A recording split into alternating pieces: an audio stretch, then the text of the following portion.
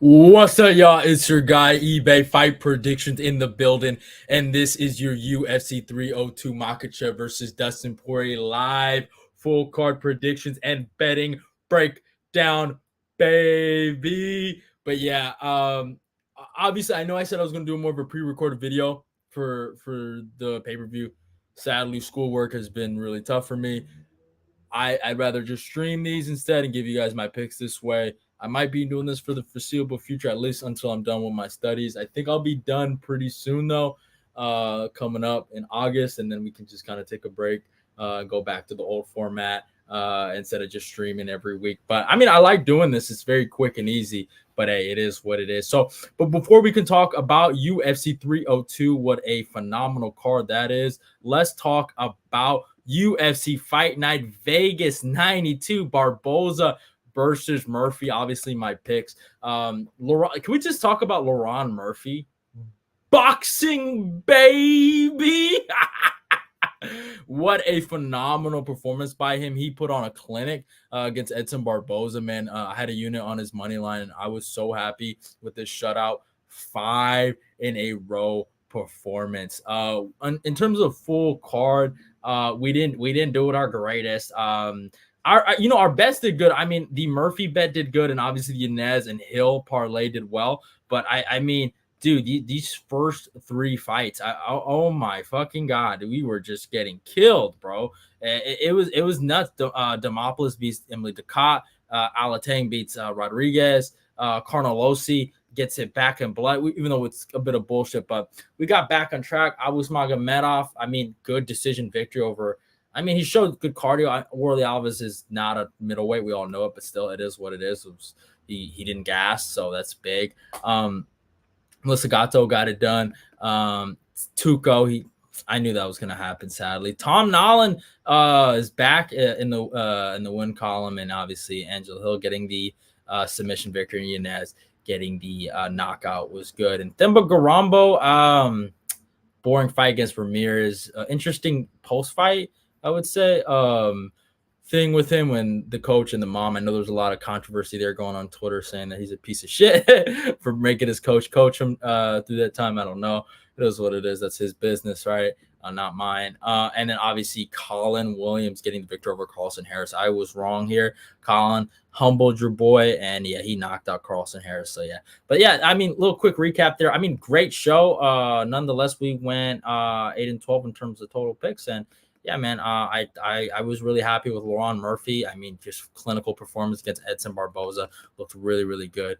And yeah, man, time to get in the Makhachev and Dustin Poirier full card predictions and betting breakdown. This is gonna be an interesting card. Nonetheless, obviously we're back in the pay-per-view business, and we're here, man. Andre Lima versus Mitch Raposo. I think that's how you say this guy's name. Interesting fight. I think I got to rock with Andre Lima here. I'm just going to keep it simple. Andre Lima is just fucking really, really good. I thought his last fight, it was, I had the Igor kid. I thought Igor was giving him a run for his money, but this guy's in between pocket exchanges with Igor were very interesting. He forced Igor to wrestle in that fight. I thought Igor was winning, but there's a lot of subtle movements in the striking department that I really liked from this Lima kid, man. He's really, really high level on the feet. And he's still getting better with his jiu-jitsu, always throwing up submissions. Like, he's really elite. So I think he has a lot of potential in this flyweight division. I think he's going to run over this kid, Mitch Raposo. I just, there's levels to this game. I really do. It's going to be a good fight, but I don't think there's going to be a finish, but I do think Lima gets the decision victory here, and he's looked really, really good. Next fight, Alan Perez versus Jocelyn Edwards 2. I'm just going to keep it a buck. I got to go with the twerking phenom, Alan Perez. I had some fucking, I mean, I don't know what to say. Positive intuition on Jocelyn Edwards. I don't know if I even said a actual coherent sentence right there, but I believed in Edwards a long time ago. I thought she had some potential. I think that's the word, potential. And she just does not look good. She just seems like a body kick spammer that doesn't know how to use her reach, that doesn't know how to use her length. And I think Alan Perez, it just plays into her game. Jocelyn Edwards always gets in these clinch fights with these grapplers, and it's just not a good stylistic idea for her. Instead of setting the distance, using the jab, being more proactive with her boxing or her just high range kickboxing, circling the octagon, throwing leg kicks, stuff like that, that would go into her game. It just doesn't seem like she's made those improvements. I'm taking Perez here. I wouldn't be surprised if she gets the victory here by decision. It's a female fight. You already know how that goes. Next fight, Mickey Gall versus Basil Hafez. I'm actually kind of excited for this. This is a really good fight. Both guys really want the win. I think Mickey Gall, this is kind of make or break. Dustin, please win. Yeah, we're gonna see if that happens. Make or break for Mickey Gall here. Here's the thing. Mickey, he has a good stylistic guard. He's a good top guy. He's really good at closing the distance, making it a brawl, hurting you and getting the back. That's really his game. But besides that, he does get hit a lot. He leaves a lot of openings, and he's also not the best grappler in the world, to say the least. He's good. He's not bad, but he's really like he gets your back, and that's about it. That's what he's really great at. Now, Basil Hafez, on the other hand, he takes more of a wrestling approach. And he's looking for doubles. He's looking for singles, strong power double. Obviously, the more explosive athlete out of the two. Gave JDM hell, who is obviously a top 5 or top 6 welterweight, I'm pretty sure. Mickey Gall got knocked out horrendously against Michael Malott, and that was 2 years ago. So he's taken a lot of time off. He's done the right things to kind of come back. But obviously have that chin rested. But I just think Basil Hafez, not only is he the better wrestler, he's more aggressive, and I actually think he's the better pocket boxer here. Demophilus sulking. Dana, bro. Yeah. Yeah, I feel that. But yeah, I gotta go Basil Hafez here, probably by, I'm gonna say third round TKO. I think he does get the finish here. I think this is gonna be a good fight. I think Mickey Gall, knowing that, the contract's on the line, his job's on the line, I think he's gonna give a really good fight. But nonetheless, I just think Basil Hafez is just better. So yeah, that's about it. Next fight, Nico Price versus Alex Morono. I love Nico, man. Primetime Nico Price was a monster back in the day. He gave Jeff Neal a run for his money. I'll never forget it. But he's just not the same guy he used to be. I'm taking Alex Morono here. I hope Nico Price knocks him the fuck out. That's my goal. But sadly, I'm rocking with Morono here. I just think Morono, he's on a better tear. He's been more consistent. He's lost a good competition in Joaquin Buckley and Ponzinibbio. And to be honest, when he was fighting Ponzinibbio, he was winning a majority of that fight until he got caught. So yeah, and then, man, Nico, he let me down in that Robbie Lawler fight, y'all. Like, I just can't let that slide. How old is Robbie? What, 40? How old is Robbie Lawler, actually? Let me find that out. Robbie, it happened last year too, like almost like around the same time. Robbie Lawler's age, like I think in July. Yeah, 42 years old. He lost to a 42-year-old, bro. Like, and he's 34, bro. He's in his prime. You know what I'm saying? There's no excuse for that. So I got Morono here. I'm sorry, man. Nico, you're my boy. Nothing but love, but I got Morono here, hopefully by decision. Hopefully it's a good fight, but yeah. Next fight, Phil Rowe versus Jake Matthews. I like Jake Matthews. I really do. I think he's a good person, but I think after he beat Andre Fiallo, he had this big ego. Jake is good. He has good fundamentals. Really good at the basics, good boxing. He used to be a really good grappler back in the day. I remember when he out-grappled Ji Lang. But he doesn't really utilize his grappling no more. He's kind of like primarily a striker at this point. And I just think the longer, taller, lengthier guy in Phil Rowe just gives him problems here. This could be a good fight, though. I think Matthews can give him a run for his money, but I just did not like what I saw when Matthews fought Michael Morales, and he didn't show a lot of good ability to deal with tall, long-rangey guys. And I mean, you can just see it right here, 80-inch reach to a 72.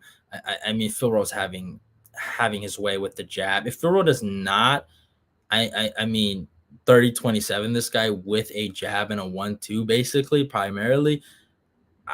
I think that'd be kind of crazy. Matthews could go out there and out grapple him. I could see that. I think Matthews has a clear, grappling upside, but he doesn't really utilize his grappling. He last time he grappled it's been a long time. So, I think he proactively tried to grapple against Sean Brady, if I remember it correctly, and that was stupid. So, I think Phil Rowe's the side here. I have nothing on the fight. I mean, plus 135 underdog. I think it's Phil Rowe or pass. Honestly, so I got Rowe here by decision. Matthews is semi durable, so yeah. Next fight.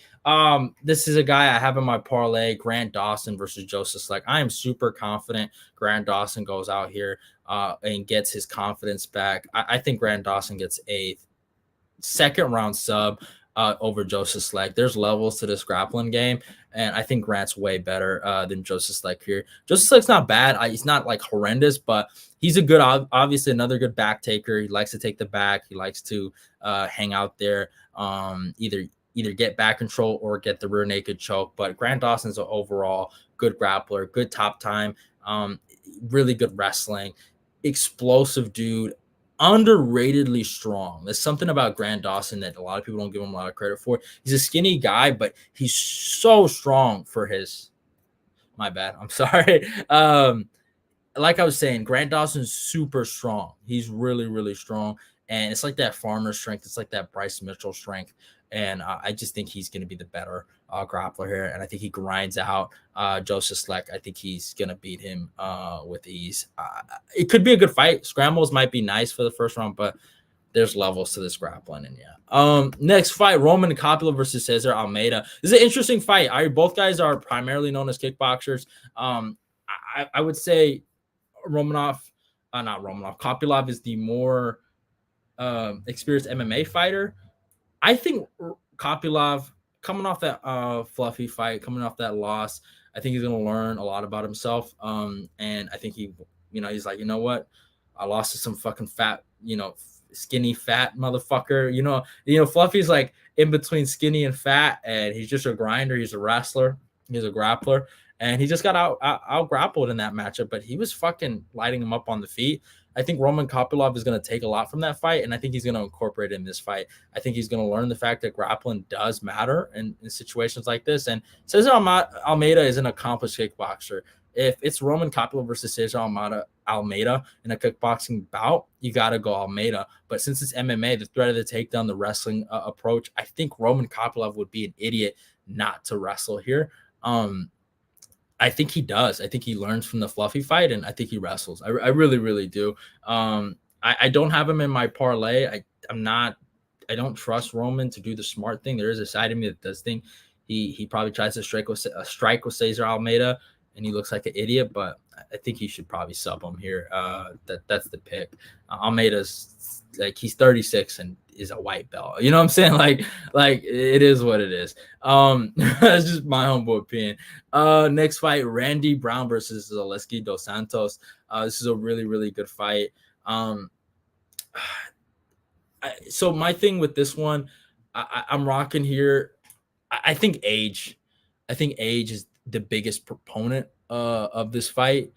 And Randy's the younger guy here. Randy's 32. No, he's 33. Zaleski's 37. Zaleski looked really good in his last fight, but we're not fratting. Whatever that motherfucker's name is, very, very fraudulent. And I think Randy Brown's a really good fighter. I think he's had some hiccups against some decent guys, but I don't think he's going to hiccup here. His last fight, he looked amazing. And I think he gets the victory here, probably by decision. Should be a good fight, though. And to cap off my parlay, Jailton Almeida versus Alexander Romanov. I think Jailton Almeida runs through Romanov. I'm sorry.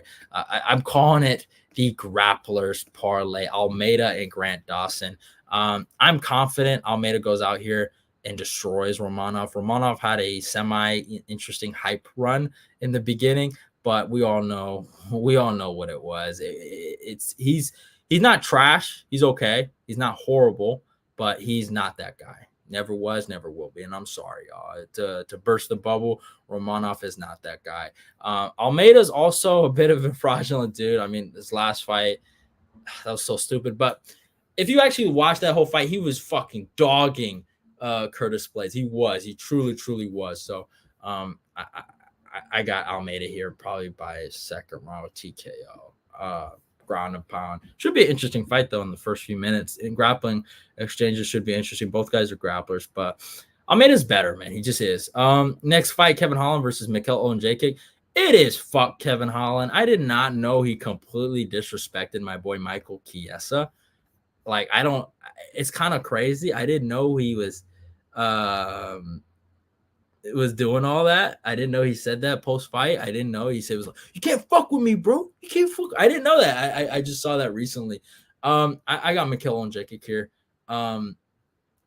Kevin could probably smoke him. I'm not gonna say Kevin won't, but I got nothing on the fight. This is just a personal biased fuck Kevin Holland pick. Nothing against Kevin personally, but yeah.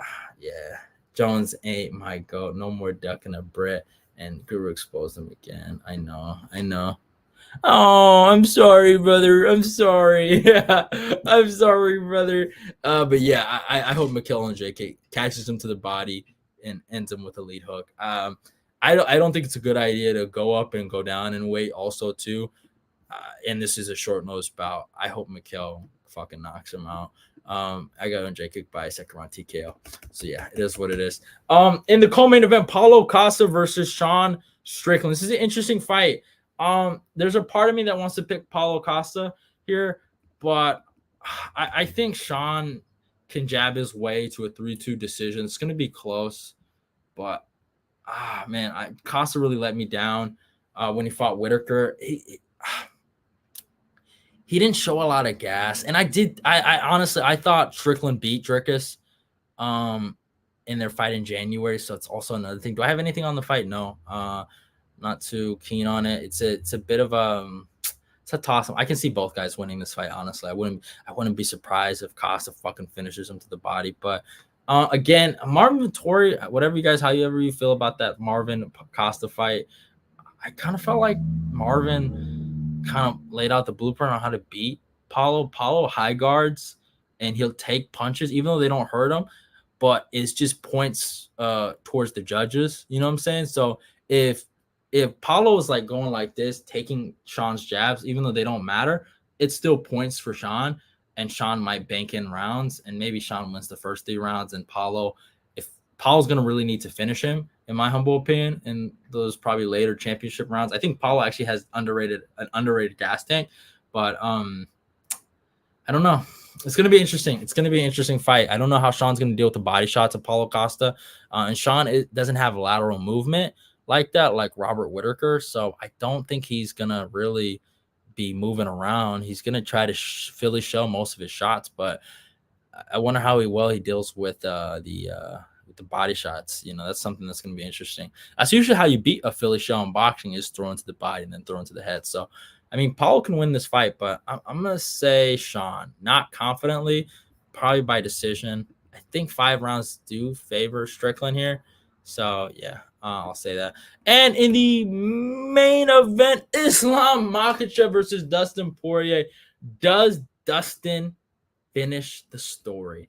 I say no. We are team Islam Makhachev. Here's what I think. I think Dustin is KO or bust. Dustin needs to. Here's my thing. Every round starts on the feet, so Dustin has a chance.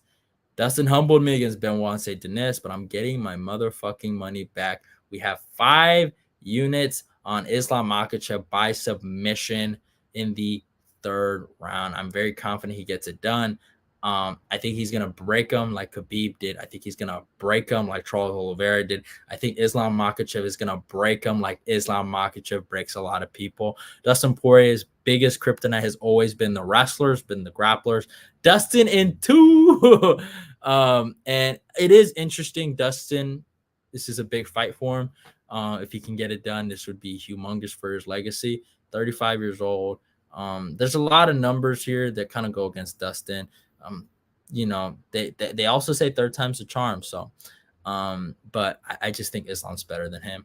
Only thing that scares me about the matchup, if Islam thinks he's a kickboxer, and just because he knocked out Volkanovski, I hope he doesn't think he's some type of world-renowned striker and decides to go box with Dustin Poirier. That would be the dumbest thing in the world. But I have seen dumber things in MMA. So I think Islam gets him done in 3 rounds. I just think it's a bad stylistic matchup for Dustin. But I'd be happy. No, I wouldn't. I'm not gonna lie. I wouldn't be happy if he won. This fuck Dustin Poirier. I'm sorry, bro. I'm sorry. I tried to lie, y'all. I really tried to be like, I'd be happy if he gets it done. You know, oh, Dustin Poirier deserves it. But nah, fuck Dustin Poirier. I'm sorry, y'all. It is what it is. Fuego, I'm sorry. ATT not getting another belt. Just be happy you got Pantoja, okay, buddy? Just be happy. But yeah, I got Islam here, getting it done. But yeah, that is it for the predictions. Hope you guys enjoyed the video. I can go a little longer if you need. I got like 5 minutes left in me if you need. But if no one's in here, okay, yeah, there's no one in here. It is ATT owns AK. I got 5 minutes left in me. But yeah, that is it for the predictions, though. Obviously, my bets, it's 5 units on Islam Makhachev, getting it done by submission in 3rd round. I hope I hit that. And obviously, the grapplers parlay of Grant Dawson and Jalton Almeida. But yeah, good night, bro. Hope you guys enjoyed the video, though. Oh yeah, appreciate you, brother. Appreciate you. But yeah, that is it for your boy. And yeah, like, comment, subscribe. Let's get this eBay fight prediction. What just got here? Oh yeah. All right, well, Silky B, I got a few minutes left in me. I'll just let you know. I got Islam Makhachev for 5 units via submission in 3rd round. I got the grapplers delight parlay of Grant Dawson and Jalta Almeida. Those are my bets. And yeah, man, if you want to run it back, I can obviously tell you the picks there. But yeah, hope you guys enjoyed the video. Love y'all. Goodbye. It's your boy eBay, and I'm out of here. So most of the time, Tuesday looks like the best day. Yeah, I think third. I'm still debating 3rd or 2nd, but I think 3rd's the most concrete. But yeah, like I was saying though, Tuesday is locally gonna be like the best day. I'm always gonna stream. It's either gonna be at 5 o'clock, obviously California time, or either 9 o'clock on Tuesday, California time. So those are most likely going to be the things. But yeah, he might sub him in round. Yeah, that is true. He could. I would cry if he did that. But yeah. Hope you guys enjoyed the video. It's your boy eBay. I'm out of here. I'm actually out of here, y'all. Love y'all and goodbye. See y'all. I'm out. Love y'all. Good night.